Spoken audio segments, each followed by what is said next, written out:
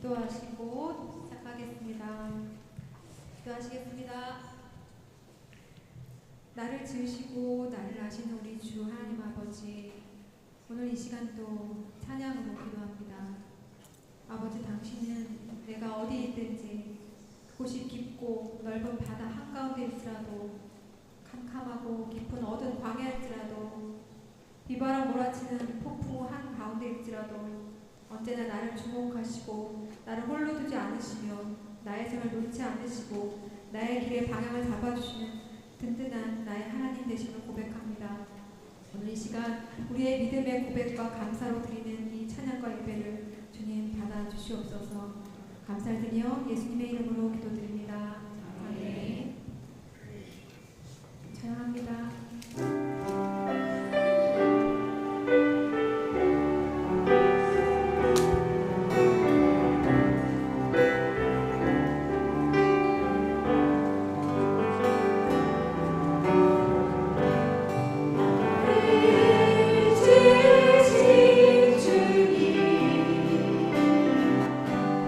내 안에 계셔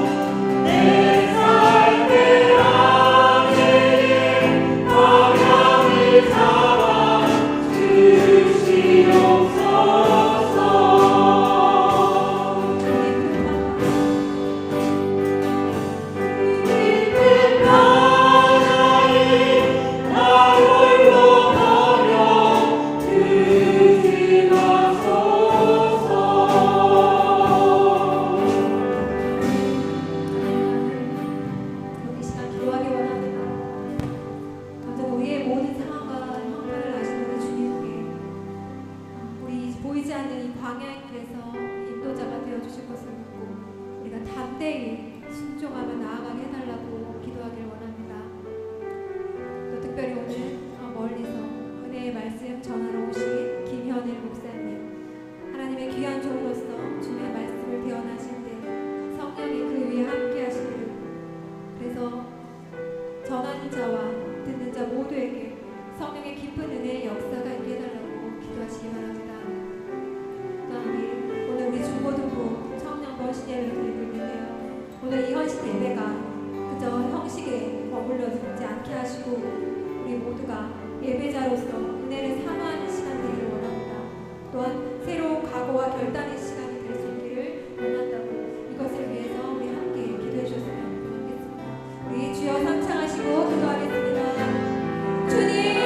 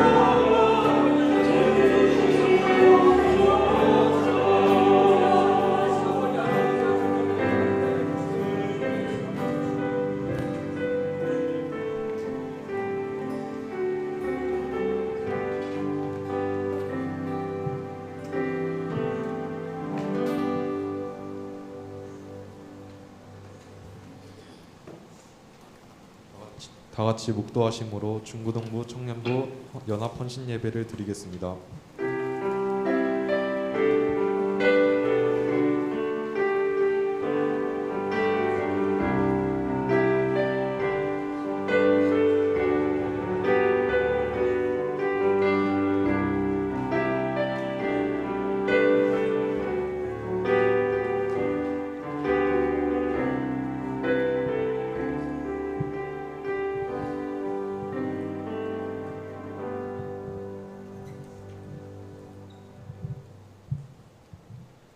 다 같이 찬송가 563장 예수 사랑하신 분을 부르시겠습니다.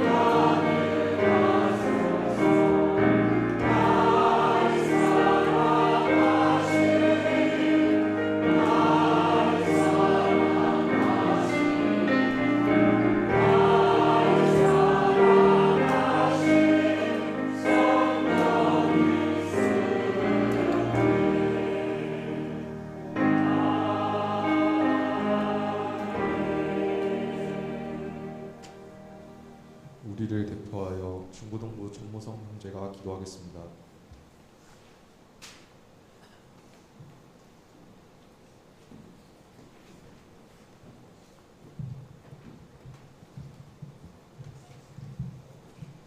사랑의 하나님, 오늘도 은혜 가운데 저희를 중고등부 청년부 연합 헌신 예배로 모이게 해주셔서 감사드립니다. 또 함께 모여 주님을 찬양하고 기도할 수 있도록 해주심에 감사드립니다. 한 주라는 짧은 시간 동안 알게 모르게 지은 죄들이 많이 있습니다. 하나님께 고백합니다. 하나님의 자녀이지만 아직 미성숙하고 불완전한 모습으로 살아가는 저희를 용서해 주세요. 저희의 이러한 부족한 모습까지도 사랑하시는 주님께 감사하고 그런 주님을 닮아가는 자녀가 되게 도와주세요. 그리고 다음 한 주간에는 하나님의 말씀을 기억하고 떠올리며 살아가게 해주세요. 이번 8월 4, 5, 6일에 있었던 충청로의 중고등부 연합 수련회를 잘 마칠 수 있게 도와주셔서 감사합니다. 그리고 다가오는 청년부 연합 수련회까지도 하나님의 은혜 가운데 잘 진행될 수 있도록 도와주세요.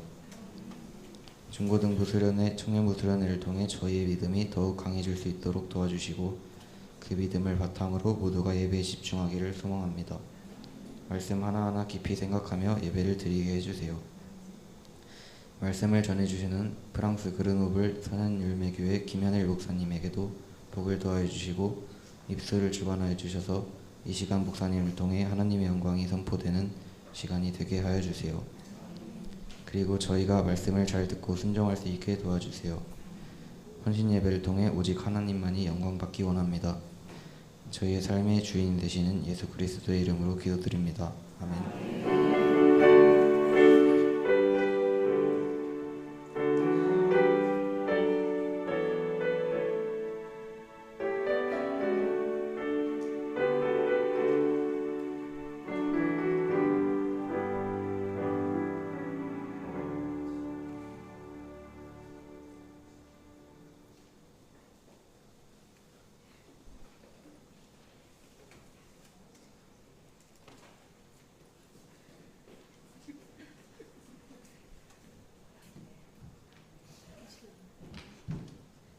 이 시간 함께 찾아볼 하나님의 말씀은 성경 빌립보서 1장 20절에서 21절입니다. 신약 성경 319페이지 빌립보서 1장 20절에서 21절입니다. 나의 간절한 기대와 소망을 따라 아무 일에든지 부끄러워하지 아니하고 지금도 전과 같이 온전히 담대하여 살든지 죽든지 내 몸에서 그리스도가 존귀하게 되게 하려 하나니 이는 내게 사는 것이 그리스도니 죽는 것도 유익함이라. 아멘.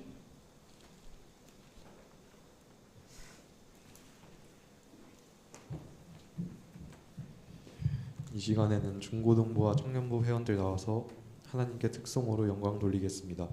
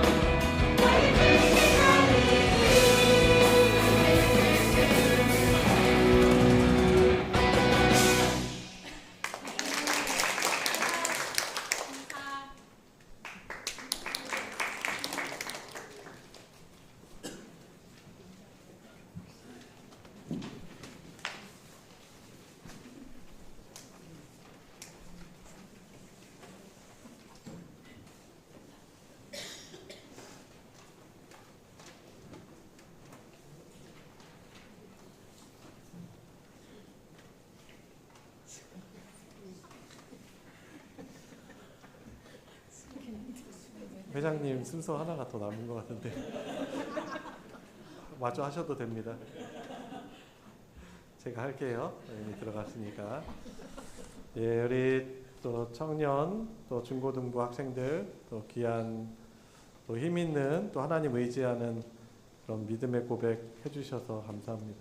요즘 그 세상 노래 중에서도 달린다는 뭐 이런 노래들이 있어요. 블랙핑크의 또 뭐예요? 달려?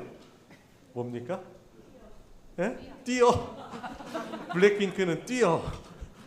아, 미안합니다. 근데 우리 믿음의 사람은 하나님 의지하여 달려.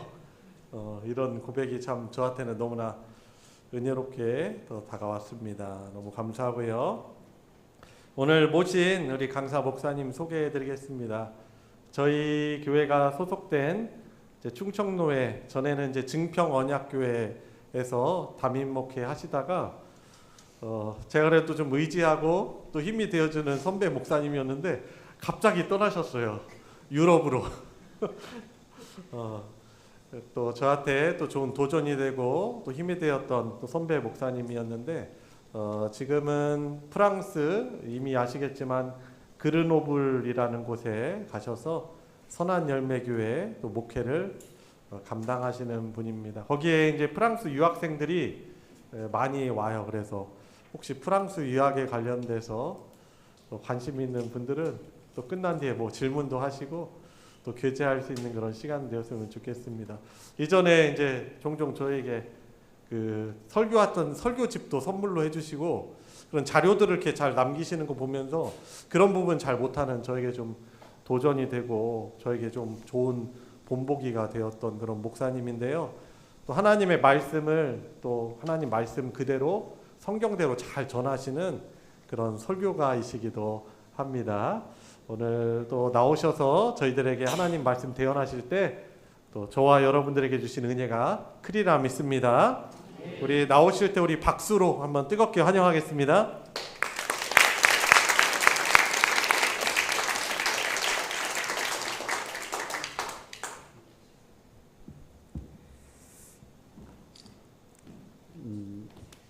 아마 저도 목회를 했을 때 앞에서 이게 막 몸을 흔들고 찬송을 하는데 사실 뒤에를 돌아볼까 말까 고민을 많이 했습니다. 앞에는 이렇게 기쁘게 하는데 내 뒤에 앉으신 분들은 어떤 표정으로 이 찬양을 보고 계셨을까 굉장히 궁금했거든요.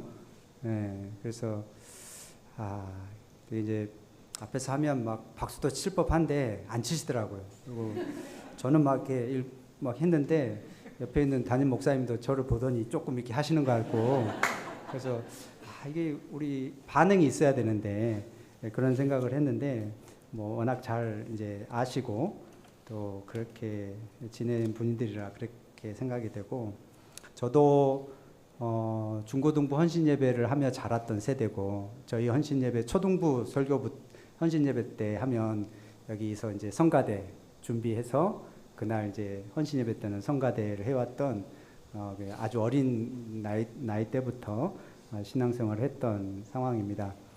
저도 뭐 교회를 떠나고 싶은 적도 있었고 안 가려고 버티다가 엉덩이 한 대 맞고 간 적도 있고 그렇지만 지금 와서 생각해 보면 제가 우리 유학생들이나 사람들한테 꼭 교회는 떠나지 말아라. 아직 여기가 길이요 진리요 생명이라고 하신 예수님이 있는데 진리잖아요. 그럼 진리는 절대 붙잡아야 되는 거잖아요. 근데 아직 진리인지는 모르겠고 그게 내 마음을 감동 주지도 못하고 그건 남 얘기처럼 하는 느낌을 가졌을지라도 진리라고 하니까 계속 교회는 있어라. 교회세요. 생명이라고 하니까 계속 교회는 있어 봐라. 언젠가는 하나님께서 알려주시리라. 오늘 노래 부르는데 가사가 좋은 것 같은데 조금 막 힘들더라고요. 저는 막 계속 달려가야 될 길, 그 꿈으로만 있는 것 같고 저도 이번 개혁신보에 보시면 위구노 망명길이라는 그 기사를 제가 썼어요. 우리 중고등부도 한번 읽어보세요. 우리 프랑스 아래 스페인의 그 산티아고 순례길이라고 있어요. 거기 한국인들이 세계에서 두 번째로 한국인들이 많이 간대요. 대부분 젊은 사람들이 직장 한 2, 3개월 휴가 내고 가거든요. 길을 걷는 이유는 다른 세계관을 만나보려고. 책을 읽을 때 내가 생각해 보지 못한 과거, 현재, 미래를 상상 속에서 우리가 접하지 않습니까? 근데 내가 다른 세계관을 접할 수 있는 또 다른 방법이 길을 걸을 때거든요. 길을 걸으면 이제 뒤에 근심이나 모든 건 내려놓고 그냥 묵묵히 그냥 10km, 20km, 30km, 저도 하루에 한 20에서 30km를 걸어서 총 400km를 걸었는데, 길을 걷다 보면 처음에는 내가 의미 있는 길을 걸으니까 기도하고 찬송하고 이렇게 가는데, 한 1시간, 2시간 지나면 어떤 게 생겨나겠습니까? 불평이 올라와요.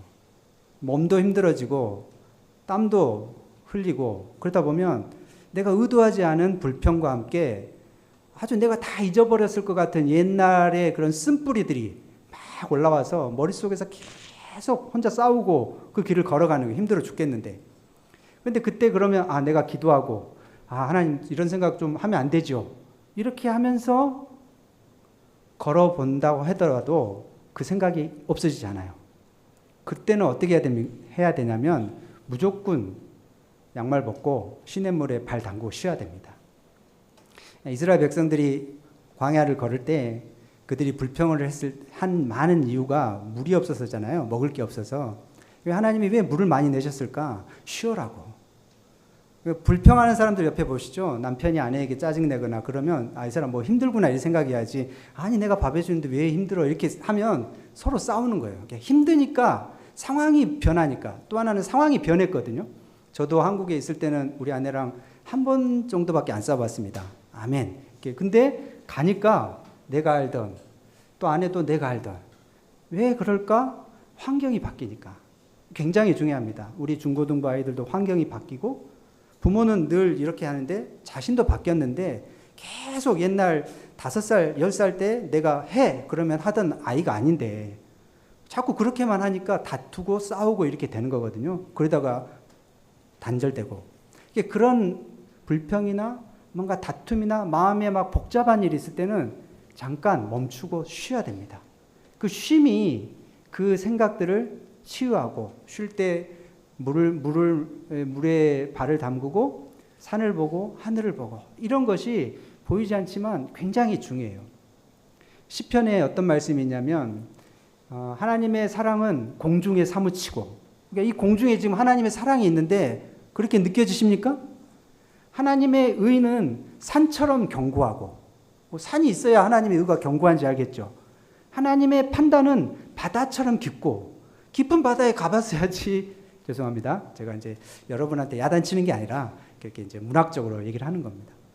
근데 저는 그 말씀이 거기 가서 이해가 됐어요. 저도 여기서도 산도 가보고 바다도 좋아하고 했는데 그거를 묵상하게 되더라고요. 그러니까 하나님의 의는 산처럼, 우리 주변에 산이 있잖아요. 견고하게 있는데 거짓을 늘 생산해내는 사회와 우리 사람들은 하나님의 의라는 진실이라고 하는 것을 마주하면서도 거짓을 짓고 있으니까 예수님을 믿고 회개하지 않는 이상 그들은 이미 다 심판받을 세상이 되는 거예요. 하나님의 지혜는 바다처럼 깊은데 우리의 짧은 생각으로 하나님께 하든 교회가 어떻든 막 얘기를 한다는 거예요. 하나님의 사랑은 공중에 사무치거든요. 누가 이 공중의 공기와 이것을 은혜라고 생각하겠습니까? 바닷물에 빠져보기 전이나 또 이렇게 병원에 누워보기 전에나, 그렇게 자기가 위급할 때나 이게 선물이구나, 이게 감사구나. 그러나 이게 자동차 사고 난 차량을 도로에 세워놓고 여러분 과속하면 저렇게 됩니다 하더라도 2분이나 1분이면 잊어버린대요, 사람이. 우리는 하나님의 은혜를 너무 망각하는데 재빠르기 때문에 우리 중고등부 아이들도 뭔가 교회 다닐 때 뭔가 임팩트가 있었어요. 근데 다른 재미와 다른 것이 늘 순식간에 와버리니까 교회 생활은 늘 재미없는 것 같고, 늘 교회 가면 이상한 것 같고, 받기 더 좋은 것 같고, 이렇게 생각하는데 절대 그렇지 않다는 거예요. 그러니까 머물러야 됩니다. 우리 형제자매들 계속 좀 머물러서 목사님이나 교육자나 한테 막 질문도 하고, 그 다음에 물어보고 해가지고 도전적인 질문하세요. 목사님, 저는 안 믿어지는데 목사님 믿어지세요? 목사님, 어떻게 하면 믿는 거예요? 유학생 하나가 카톨릭 배경을 가지고 있다가 유학을 와서 저희를 만나서 밥 먹으러 와라. 그래서 밥을 한식을 먹는 것에 미끼를 물어가지고 교회를 쭉 나오다가 성경 공부를 하고 성경을 모르니까 그럼 마태복음부터 읽어가자 해서 하는데 마태복음 1장부터 질문하는 거예요. 예수님이 왜 왔어요? 예수님은 꼭 이렇게 해야만 했어요? 또 믿는 건 어때요? 나는 믿고 싶은데 믿으면 내 마음은 어떤 상태가 돼요? 믿으면 내 마음에 무슨 변화가 있어요? 그래서 나중에 얘는 믿고 다음에 안 믿는 친구들한테 이렇게 얘기해줘요. 믿는다고 내가 고백해도 마음에 큰 변화가 있는 건 아니야. 감정적으로 있는 게 아니야. 이런 얘기를 해가면서 전달을 하더라고요. 근데 제가 느끼는 우리 한국교회 상황에서는 목사님한테 질문하거나 교육자들한테 질문하거나 어른들한테 그런 자신의 깊은 것을 질문하고 답하는 시간들이 많이 부족하다는 걸 느껴요. 그래서 유학생들을 이제 상대하는 그 외국이니까 오죽했으면 유학까지 왔을 거고 유학 왔는데 교회라는 곳에 왔을 때 이제 그 아이들에게 그런 대화를 시도하죠. 프랑스 사회 자체가 질문하고 답하는 게 너무 익숙하니까. 그래서 이제 그런 가운데 질문하고 답하다 보면 고민이 풀리고 이렇게 질문을 통해서 성장하는 것을 봅니다. 저는 이제 프랑스 그르노블이라고 하는 지역, 여기 이제 우리 목사님 방에다가 제가 사는 지역 관련한 지도를 하나 드렸어요. 궁금하시면 가서 보면 됩니다. 스위스하고 가깝고 또 이렇게 알프스 옆에 있는 그런 도시고 거기에서 이제 그 대학이 있는데 어학이나 또 이렇게 유학을 위해서 교환학생이나 이런 학생들이 오면 그 아이들을 이렇게 초대해서 전도하고 같이 성경 공부하고 예배를 드리는 그러한 교회에 있습니다. 우리 영상을 먼저 좀 봐도 될까요? 네. 준비를 목사님이 해주시고 그래서 이제 그런 사역을 하는데 저희 교회는 이제 교회라고 하지만 여러분이 생각하는 이런 건물이 있고 이런 좋은 시설이 있는 건물로 생각하면 안 되고 프랑스 예배당을 빌려서 쓰는 곳이고 프랑스는 건물마다 에어컨이 없습니다. 그리고 저희는 이제 오전이 아니라 오후에 빌려서 하니까 제일 더운 3시 반에 예배를 하거든요. 그러니까 건물이 데워져 있으니까 이 건물, 이 상태의 예배당에 에어컨이 없다고 생각해 보십시오. 상상이 안 가죠. 선풍기 돌리면 뭐 더운 바람만 나고 거기에 그런 공간에서 이제 제가 1시간 전에 가서 이 예배당 세팅을 마이크랑 여기 이제 PPT 세팅을 하고 예배를 드리고 아내는 집에서 한 10에서 2, 30인분 음식을 매주마다 준비 와서 여기 믿기니까 그거 와서 밥 먹고 끝나면 같이 이렇게 감사 나눔하고 기도 제목 나누고 그런 일을 매주 합니다. 프랑스는 한 우리나라 인구보다 한 좀 더 많은데 기독교 인구는 2% 정도 됩니다. 그러니까 대개 2%라고 하면 미전도 종족이라고 합니다. 그러나 이제 프랑스는 미전도 종족이라고 하면 대개 미전도 종족은 자생해서 스스로가 기독교를 이렇게 확장시킬 수 없는 그런 나라니까 저희가 아프리카나 아시아나 이런 국가에 계속 선교사를 파송해서 이제 교회를 세워 가죠. 그리고 또 그런 나라들은 또 이제 적은 돈으로 성과를 보일 수 있어요. 예배당 지을 수 있고. 그런데 여기는 선진국인데 2%고 교회들은 있지만 교회들은 약해져 있는 상황이죠. 물론 개교의 어떤 교회들은 성장하는 교회도 있지만 전체적으로 보면 2%예요. 그런 어떤 상황 속에 있기 때문에 여기는 비싼 선교지입니다. 어떻게 보면은 동남아 선교사 2명 보내는 그런 만큼 비싼 선교지인데 그런 어떤 효율로 따지면 사실 이렇게 안 되는 곳입니다. 조금 그냥 혹시 주식하는 분들 뭐 저는 안 하지만 그냥 넣어놓고 기다려야 됩니다. 열매가 나오기까지. 제가 오늘 말씀을 준비하면서 여러분과 좀 생각하고 싶은 것은 이 말씀은 이제 기독교 박해 시대에 다시 말하면 17세기, 지금으로부터 한 400년, 500년 전에 프랑스의 기독교가 좀 부흥을 했어요. 그 100년 동안의 부흥 기간을 지나고 프랑스는 기독교가 부흥한 적이 없는 나라입니다. 근데 기독교가 부흥을 했고 그 뒤에 박해가 있고 이 기독교인들이 다 스위스나 독일이나 영국이나 이렇게 흩어졌기 때문에 이 프랑스 안에는 기독교인들이 많지 않고 카톨릭이 한 30%, 이슬람이 한 15% 이렇게 되는 교회고 이슬람의 성장세가 굉장히 압도적으로 많습니다.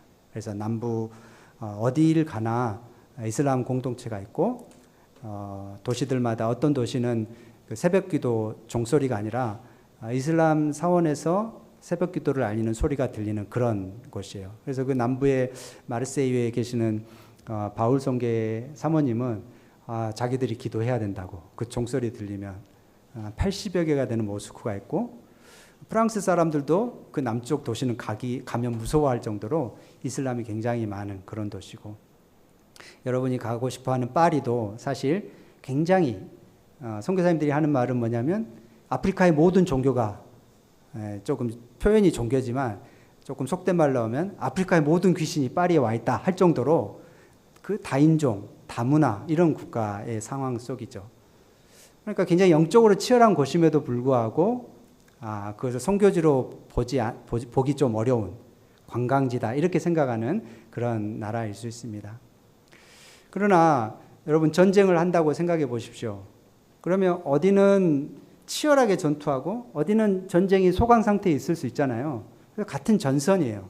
동남아나 아프리카나 중국이나 다 선교지입니다. 우리나라도 이제 목사님 얘기 들어보니까 이 주변에 외국인들 많이 다니잖아요. 아마 우리나라도 이제 많은 동남아 사람들이 올 거예요. 아마 여러분도 그런 사람들을 어떻게 선교적인 관심으로 약자니까 품을 것인가 생각해야 될 때가 있을 것입니다. 저도 무료 외국인 어학 수업에 저랑 아내랑 참석을 하고 거기 가면 은퇴하신 분들이 그냥 와서 대화해주고 꼭 뭘 준다 이런 게보다는 같이 대화해주고 언어 필요한 번역해주고 이런 것들을 도움을 받아요. 그래서 그 사회 자체가 외국인들에게 계속 뭔가를 주는 사회이기 때문에 저희도 도움을 받는데 우리나라도 이제 선교적인 마음으로 전에는 외국인들이 없었는데 다민족 국가들이 이제 생겨나기 시작했죠. 저도 증평에서 사역할 때 우리 교회에 나왔던 네팔 분하고 또 파키스탄 분이 두 분 나왔었는데 선물을 주고 이렇게 했는데 말이 안 통하니까 계속 붙잡아 둘 수가 없었어요 그때. 그리고 또 증평도 시골이니까 지나가는 외국인들을 내가 바라보는 시선은 나는 한국인이고 외국인인데 저 사람을 바라볼 때 약간 좀 움찔하고 일단 얼굴색이 다르고 언어가 안 되니까 약간 멀리했던 그 느낌을 프랑스에 가니까 프랑스 사람들이 나를 볼 때 저랬겠구나 하는 느낌이 들어서 잘해줄 걸 이런 생각이 들더라고요. 여러분 예수님께서 만약에 자신의 높은 권위와 자신의 높으신 지위를 가지신 분이잖아요. 예수님은 왕이시죠. 예수님은 하나님의 아들이시죠. 그런 높은 분이 사람들을 대할 때 차별적으로 대하거나 또 어떤 사람을 만날 때 제한한다고 생각해 보세요. 예를 들어서 정치인들이나 국회의원들이 여러분 만나주면 어떻게 인사하겠습니까? 좀 약간 그런 관심 있는 사람은 코가 땅에 닿을 정도로 인사하고 자기를 알리고 하지 않겠습니까? 또 어떤 우리가 싫어하는 어떤 정치인의 모습들은 강한 사람만, 부자인 사람만, 잘난 사람만 만나주고 약한 사람은 만나주지도 않고 그렇게 하잖아요. 근데 예수님도 어떻게 보면은 높으신 분이기 때문에 굳이 자신의 권위와 지위를 낮춰서 낮은 사람들, 저같이 약하고 미련한 사람들의 그 약함을 이해하지 않으셔도 되는 그런 분이에요. 그냥 하늘에 계셔서 명령만 하시면 되고 굳이 십자가를 지실 필요도 없고 그냥 창조주시니까 하실 수 있는 분인데 예수님의 너무나 매력적인 부분은 뭐냐면 자신의 권위를 가지시면서도 그분은 권위가 높으신 분이면서도 우리를 찾아오셨다는 거예요. 병자들을 만나셨어요. 그 1세기 당시에 병자들의 그 상태가 어땠을 것 같습니까? 우리나라 너무 깨끗하죠? 우리 유학생 한 명이 목사님 프랑스 다 좋은데 냄새가 나요. 그러더라고요. 사실 암내도 많이 나고 워낙 사회 자체가 그러니까 향수가 발달했겠지만 딱 좋은데 프랑스 남자들 냄새가 나서 저는 프랑스 남자하고는 안 사귈 거예요. 이런 얘기를 하더라고요. 그러니까 그 냄새 나는 병자들 다 그렇진 않지만 그때 당시를 생각해 보면, 그리고 뭐 고름이 흐르거나 또 이렇게 막 외모가 굉장히 막 좀 다가가기 힘든 상황일 수도 있잖아요. 잘 씻지도 못하고. 그리고 예수님께서는 창녀하고 또는 그런 죄인들하고 식사도 하셨잖아요. 여러분, 누가 목사님이 그런 사람하고 식사한다 그러면 당회를 열지 않겠습니까? 우리 목사님이 이번 주에 누구를 만났대요. 수근수근거리고 비난하고, 저 사람이 저런 사람을 만났어. 저러면 안 되는 거 아니야? 근데 예수님은 누구를 만나셨어요? 사람들이 다 손가락질하는, 저 사람 만나면 안 돼 하는 사람들을 만나시면서 복음을 전하신 거예요. 예수님은 다 안 된다고 하는 그 죽음의 자리에 가서 사람들을 살려내신 거죠. 그러니까 예수님이 자신의 권위와 자신의 가진 학력과 자신이 가진 부함과 자신이 가진 재산 상태와 뭐 아파트 평수든 자동차든 자신이 가진 지위로 이 사람하고는 안 만날 거야, 이 사람은 만날 수 있어, 이렇게 하지 않으셨다는 거예요. 만약에 그렇게 했다면 저는 만날 수 없는 분 같아요. 근데 예수님은 그렇게 만나주신 것이 전 너무 좋아요. 그걸 배우고 싶고 저도 예수님을 흉내내고 싶고 그걸 따라서 정말 이렇게 그 사회 속에 들어가고 싶은데 아직도 많이 부족합니다. 또 예수님은 어떻게 사셨어요? 예수님은 참 우리를 이해해 주시는 분이잖아요. 히브리서 4장에 있는 것처럼 모든 일에 한결같이 우리와 같이 되셨다. 한결같이 우리의 모든 것을 시험을 받으신 분이잖아요. 제가 대학 다닐 때 내 친구가 편입을 준비하면서 목사님, 예수님은 미적분을 알까? 그 질문이 아직도 있어요. 어떻게 생각하세요? 웃고 있는 우리 청년. 예수님 미적분 아실까요? 나는 아직 답을 못했어요. 그 답에. 나는 잘 모르겠어요. 근데 미적분이라고 하는 것을 알든 말든 그 공부에 대한 스트레스는 엄청 하셨지 않을까. 예수님 우리 자녀를 키워보는 그 육아의 고통을 아셨을까요? 모르실까요? 우리 어머님들. 아셨다고 일단 하셔야죠. 예수님이 12제자를 키워보셨잖아요. 얼마나 3년 동안 먹고 자고 했잖아요. 많은 아주 고퀄리티의 가르침을 다 줬잖아요. 눈앞에 기적을 보여줬고, 그 기적을 보여줬다는 거 이번에 킹 오브 킹스 애니메이션 혹시 가족과 보셨나요? 안 보셨으면 꼭 보셔요. 어떤 교회에서 빌려서도 할 수 있고 굉장히 좀 이렇게 사실적으로 잘 만들었더라고요. 그런데 보면 예수님 그 영화를 만든 사람들이 그 예수님의 표정이나 주변 사람들의 표정을 세세하게 묘사를 하는데 그런 걸 보시면 예수님께서 제자들과 함께 동고동락했다는 것이 굉장히 헌신적으로 하셨을 거 아닙니까? 예수님인데 그냥 대강대강 애를 키우거나 그러지 않았겠죠. 근데 거기에 배신자도 나오고 자기를 팔아버린 사람도 있고 결국 예수님이 수없이 나는 죽는다, 나는 부활한다 해도 아무도 이해를 못했다는 거예요. 3년 동안 가르쳤는데 모르는 거예요. 그러니까 여러분, 나는 아직 성경을 못 깨달고 너무 걱정하지 마세요. 그러나 예수님이 다시 오셨을 때 그 곁에 계셨다는 게 중요해요. 그러니까 예수님께서 그런 나의 약함을 아신다라는 것이 너무 위로가 되는 거예요. 아까 이게 달리기 얘기를 했는데 제가 그 길을 걸을 때 산길에서 한번 길을 잃어버린 적이 있어요. 시간은 오후 4시쯤 되는데 빨리 여기를 산을 넘어가서 거기 숙소에 가야 되는데 갈 길은 멀고 물은 떨어져서 2리터 물을 담고 가는데 1시간 동안 물이 없이 그 길을 걸어보니까 죽겠더라고요. 사실 그 길을 걸은 이유가 남들은 유럽에 와서 그래도 유럽인데 종교개혁지 있잖아요. 유럽에 많은 남들이 잘하는 도시에 와 있는데 나는 남들이 그르노블인지 그노블인지 뭐 알지도 못하는 도시에 와가지고 나는 뭐 하고 있나. 또 유학생들은 9월 학기가 시작되면 좀 왔다가 1월 되면 이제 사람들이 빠져나가서 저는 매년 개척입니다. 할렐루야. 뭐 남기는 장사를 해야 되는데 저는 그냥 매일 비우는 장사를 하고 있습니다. 주님 이게 뭡니까? 아무리 저는 더 어려운 데로 보내달라고 해서 개척도 하고 또 선교지로 가겠는데 그래도 좀 남겨주셔야죠 하면서 했을 때 그 기독교인들이 박해 때 피난했던 길을 걸으면서 그 산길에서 하나님을 부르면서 기도했어요. 사실 저는 주여보다도 저는 아버지란 말을 자주 하거든요. 혼자 있을 때. 하나님이 나의 아버지 되신 게 너무 좋아요. 아버지께 말할 수 있잖아요. 아버지는 내 얘기를 들어주실 수 있잖아요. 어느 아버지가 못했다고 이놈 네 그것도 못하냐? 나가 아유 이렇게 하는 아버지가 있을 수도 있어요. 있을 수도 있어요. 웃고 계신 분은 그런 분 같지만 어느 아버지가 자기 자녀가 좀 미흡했다고 뭐라고 하겠습니까? 괜찮아. 넌 내 아들이야. 내가 있잖아. 이게 보통 아버지 아닙니까? 그러니까 아버지 되심 앞에 그냥 기도하다가 생각나는 게 왔던 길을 다시 돌아가 보면 다시 길이 보이고 그렇게 길을 넘어가서 얘기하니까 참 아버지가 굉장히 저는 가깝게 느껴져요. 그런 환경이어서 그럴 수 있지만 여기서 지금 이런 훌륭한 찬송하는 자리에 왜 우리 친구들이 없을까? 이런 아름다운 천국의 찬송을 하는데 왜 우리 성도들은 기쁨이 있을까? 저는 조금 우리가 하는 이 한마디 한마디 성경 한 구절 한 구절이 전혀 그냥 지나칠 수가 없는 말들이 된 거예요. 선교사님이니까 그렇죠. 근데 사실 가기 전에도 좀 그런 게 있었어요. 물론 이제 어려운 환경에서 담금질을 해보면 그게 가능하고 집을 떠나보면 가능합니다.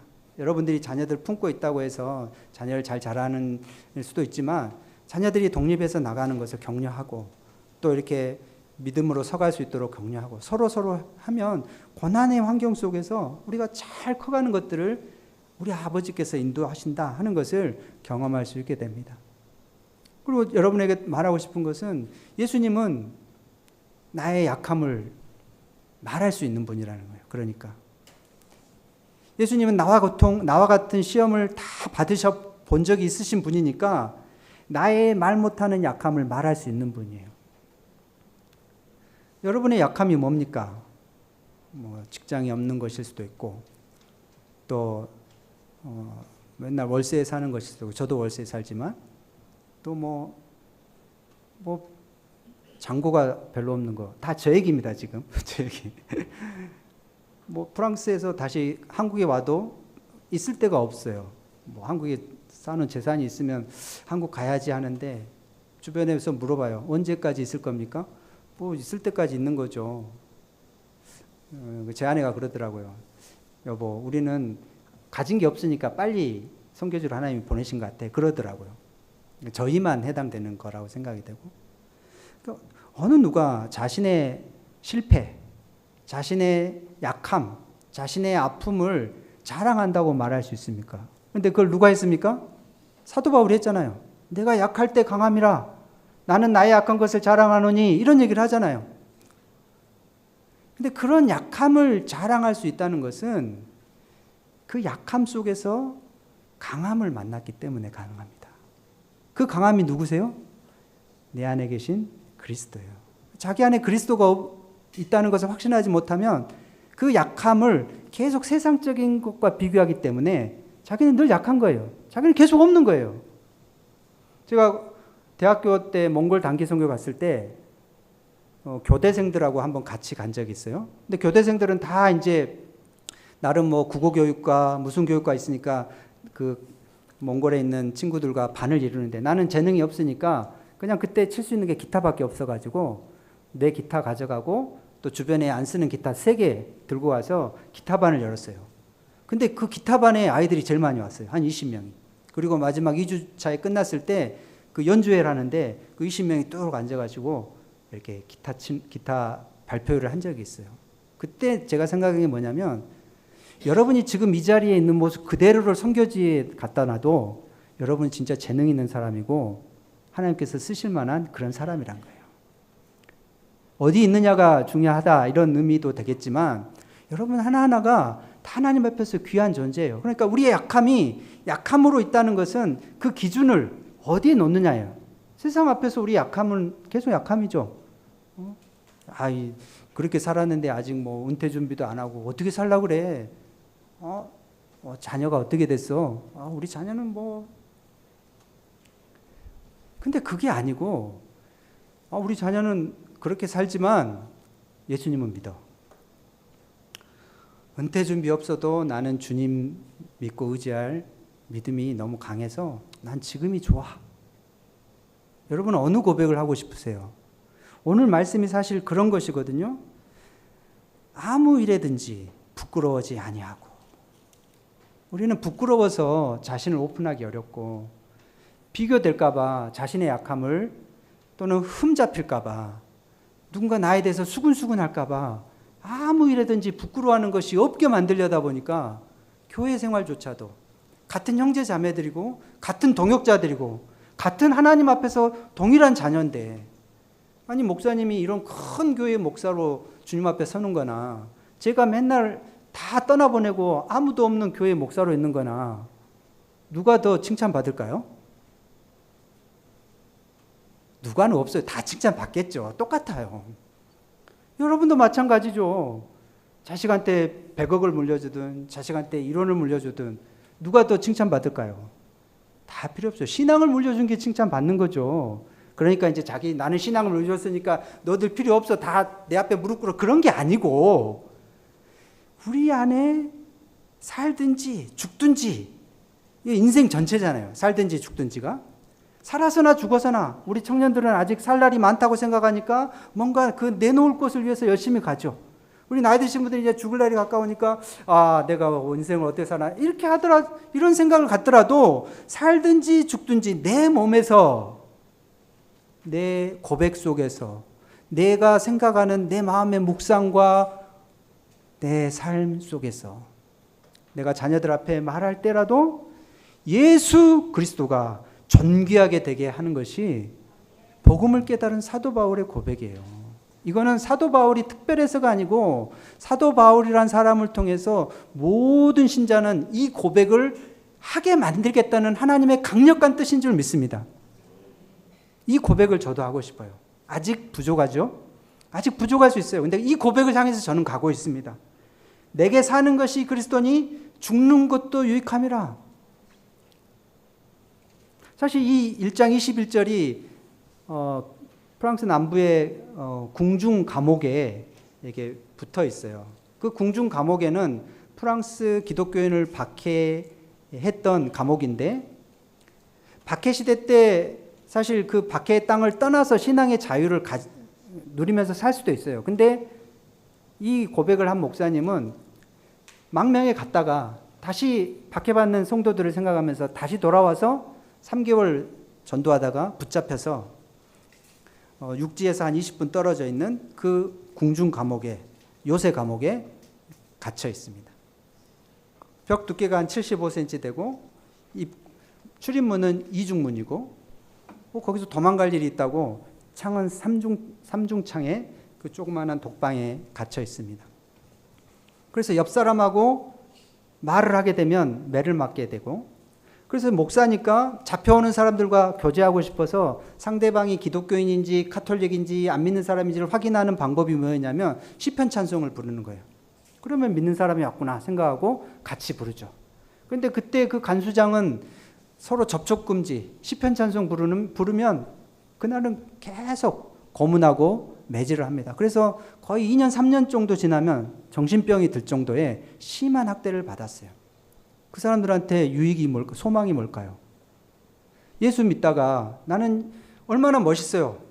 박해를 받아서 나는 신앙의 자유를 위해서 가겠다. 했는데 아니다. 나는 주님을 따르겠다 하고 다시 돌아왔는데 돌아오는 현장이 순교의 장소고 박해의 장소라는 것인데 거기 와서 예수님을 전하다가 독방에서 갇혀서 정신병자가 됐다. 그 삶을 누가 평가하겠습니까? 그 목사님한테 정말 그리스도가 당신의 유익입니까? 말할 수 있을까요? 근데 거기서 그런 삶을 살 수 있었던 것은 그리스도가 내게 유익이라, 죽는 것도 내게 유익이라 하는 그것이 소망이 아니면 그렇게 살아갈 수가 없는 것입니다. 히브리서에 보면 소망을 갖는다는 것은 영혼의 닭과 같다 그랬잖아요. 그러니까 15만 톤이나 되는 큰 유조선이 한 10,000분의 1 되는 한 100톤 정도 되는 그 닷을 내리고 버티잖아요. 그러니까 그 거센 파도를 또는 그 수많은 환경을 버티고 낼 수 있는 그 영혼의 닷이 뭐냐면 소망이거든요. 그 소망의 근원은 누굽니까? 누굽니까? 예수 그리스도잖아요. 그러니까 그리스도라는 강함을 내가 가지면 약함을 말하여도 그것은 약한 것으로 끝나지 않고 내가 약할 때 그리스도가 강하다는 것을 증명하는 것이고, 여러분이 믿음을 지키기 위해서 믿음으로 선택해서 가는 그 길에 실패도 있고 가난도 있고 좀 억울함도 있을 수 있지만 그것이 누구를 증명하는 것입니까? 그리스도를 증명하는 글이고, 그 실패를 목사님께 성도들에게 말하면서 같이 울고 같이 격려해주고 기도해주는 곳이 어디입니까? 교회입니다. 왜 너는 그것밖에 못 사냐고, 왜 남들 믿으면 예수 믿으면 잘 된다고 하는데 그것밖에 안 되냐고, 그런 소리를 듣더라도 내 안에 누가 계셔요? 그리스도가 계십니다. 살아서나 죽어서나 상속이 내게 유산이라. 살아서나 죽어서나 자식 성공이 내게 유산이라. 살아서나 죽어서나 내가 어디 대학 간 거, 내가 무슨 직장을 갖고 연봉이 얼마고 어떤 아파트에 사는 게 유익이라, 자랑이라, 상속이라, 드러낼 거라, 나의 힘이라. 세상은 그걸 말하지만 그리스도는 뭘 말해야 됩니까? 살아서나 죽어서나 예수 그리스도가 내게 유익이라. 썩어져 갈 거, 없어져 갈 거, 쇠퇴해 갈 것에 마음을 내리지 마시고 영원하신 예수 그리스도, 살아계신 그리스도. 아까 여기 항해자라는 찬송을 불렀잖아요. 결코 우리를 놓지 않으신 그 주님이 나의 유익이고, 유익이란 말을 좀 바꿔서 나의 자랑이고, 나의 상속이고, 나의 기쁨이고, 나의 전부라. 그 고백을 향해서 묵묵히 한 걸음 한 걸음 꾸준히, 우리 중고등 학생들도 계속 교회에 남아서 어디 타지에 가더라도 교회부터 찾고 계속 교회에 남아서 그 고백을 하십시오. 행복한 위선자라는 짧은 동화가 있는데 거기에 그런 고백이 있어요. 그 주인공은 아주 그 방탕한 삶을 사는 사람인데, 아주 자기가 사랑하는 여인을 만난 다음에 그 여인을 위해서 가면을 만듭니다. 그래서 그 가면을 쓰고 그 사람을 만나는데 그 여인이 그 가면 쓴 사람을 사랑하죠. 근데 그 가면을 벗은 모습을 아는 사람은 당신 예전에 그런 사람이 아니잖아, 이렇게 가면의 실체를 드러내고 해요. 그렇지만 그 가면을 썼던 모습이라도 나는 이제 이 아름다움, 이 진리, 이 참된 것, 이 영원한 것을 만났기 때문에 이전의 삶을 내려놓고 그에 걸맞는 삶을 살아가겠다고 하는 그 위선적인 모습이라 하더라도 그 위선이 그 참된 길로 나아가게 한다는 거예요. 제가 말이 좀 꼬였지만 무슨 말이냐? 지금 부족하죠. 그러나 나는 주님이 기뻐하시는 삶을 살리라를 계속 소망하고 가는 사람은 그런 삶을 살게 될 것이에요. 근데 그것을 지금 나한테 별로 도움이 안 되는 것 같아, 뭐 별거 없는 것 같아 하고 내려버리면 그런 삶을 살아가는 것이 아닌 것이 되는 겁니다.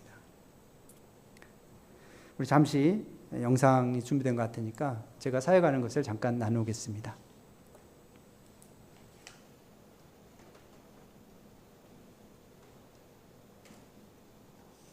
제가 있는 그르노블 야경입니다.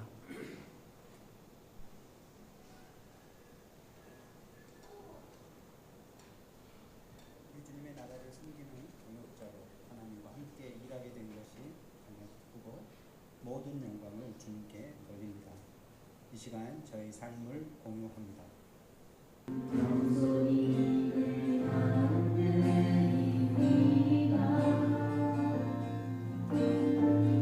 청년들이 저렇게 헌신한 청년들이 있으면 하고 없으면 찬양팀도 없어지는 겁니다.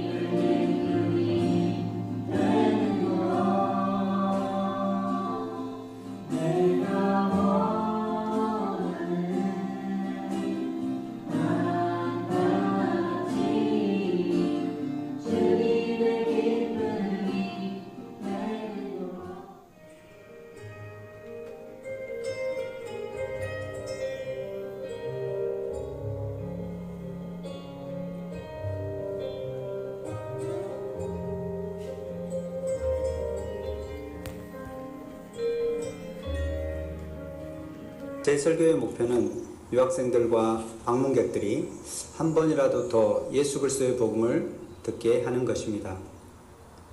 예배를 마치고 아내가 준비한 식사와 함께 서로의 삶을 나누며 격려합니다. 그리고 기도합니다. 범사에 감사하라, 쉬지 말고 기도하라는 말씀을 실천하고 있습니다. 잠깐 놔둬보시고요. 제일 마지막 장면.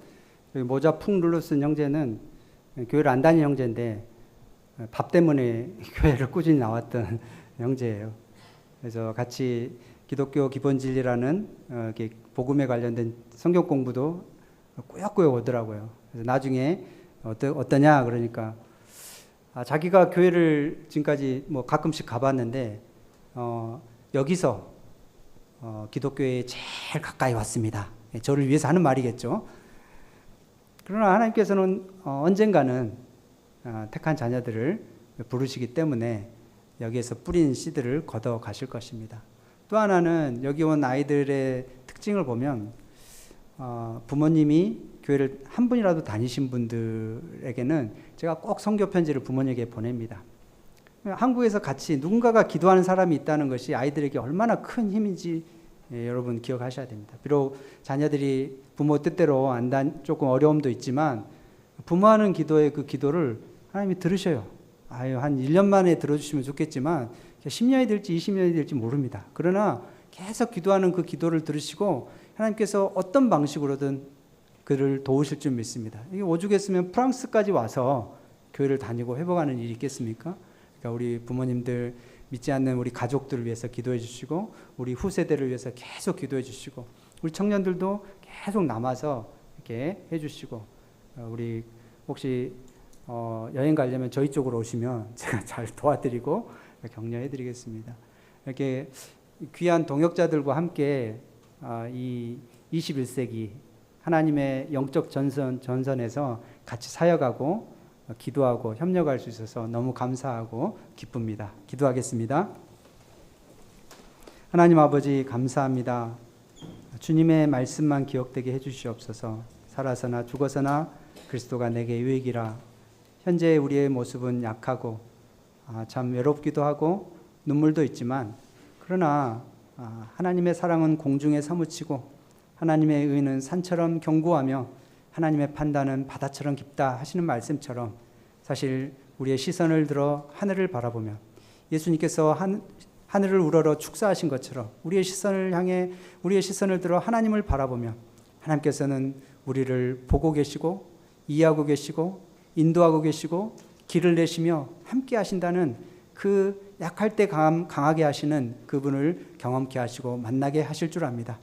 우리의 작은 믿음이라도 격려해 주시고 우리의 연약한 믿음이라도 하나님께서 돌보아 주셔서 끝까지 붙드실 것이오니 우리 대전소망교회와 함께 이 길을 계속 가게 해주시고 우리 사랑하는 중고 청년 우리 아이들을 하나님께서 돌보아 주셔서 하나님 나라의 좋은 일꾼들로 세워주시고 어딜 가나 좋은 믿음의 동역자들을 만나게 해주시고 믿음의 사귐이 있게 해주셔서 아버지께 영광이 되는 그런 중고 청년부 되게 주옵소서. 모든 것을 감사하고 살아계신 우리 구주 예수 그리스도 이름으로 기도합니다. 아멘.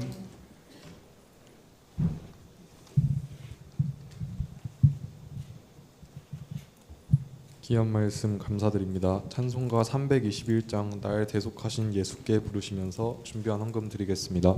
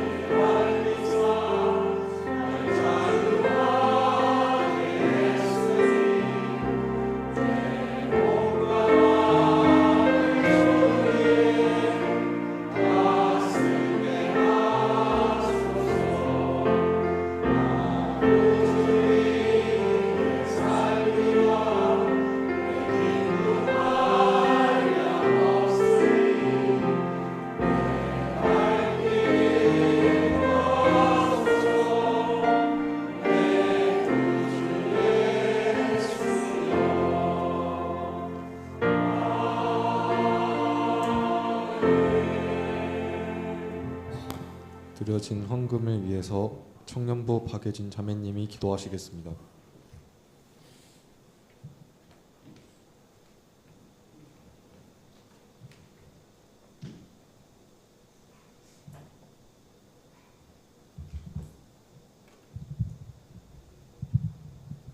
사랑과 은혜가 풍성하신 하나님 아버지,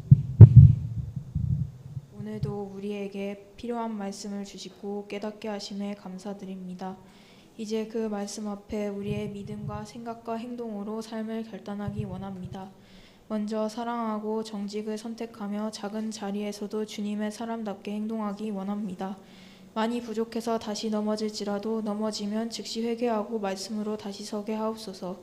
주님, 이 시간 드리는 이 예물은 물질만이 아니라 우리의 시간과 재능, 미래에 대한 신뢰를 함께 올려드리는 고백입니다. 주님, 받으시고 기뻐하시는 예배가 되게 하시며 한 푼 한 푼이 주님의 나라를 위해 의미 있게 쓰이게 하옵소서. 드린 손길들에게 복을 허락해 주옵시고 학업과 직장과 가정에 필요한 것을 넉넉히 채워주시며 일터에서도 탁월함과 정직을 더하셔서 주께 하듯 일하게 하옵소서. 형편이 어려워 오늘 드리지 못한 지체들에게도 주님의 위로와 은혜를 베푸시고 공급하시는 하나님을 경험하게 하옵소서. 우리가 더 많이 주기보다 더 기쁘게 나누는 사람들 되게 하시고 탐욕과 비교에서 자유케 하옵소서. 주님, 우리의 마음도 함께 드립니다. 오늘의 결단이 예배당을 넘어 삶의 자리에서 실천되게 하시고 이 헌금이 흘러가는 모든 곳마다 예수님의 이름이 높아지게 하옵소서.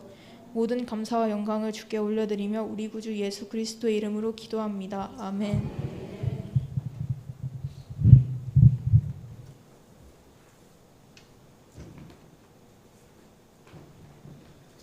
김현일 목사님 나오셔서 축도하심으로 중고등부 청년부 헌신 예배를 마치겠습니다.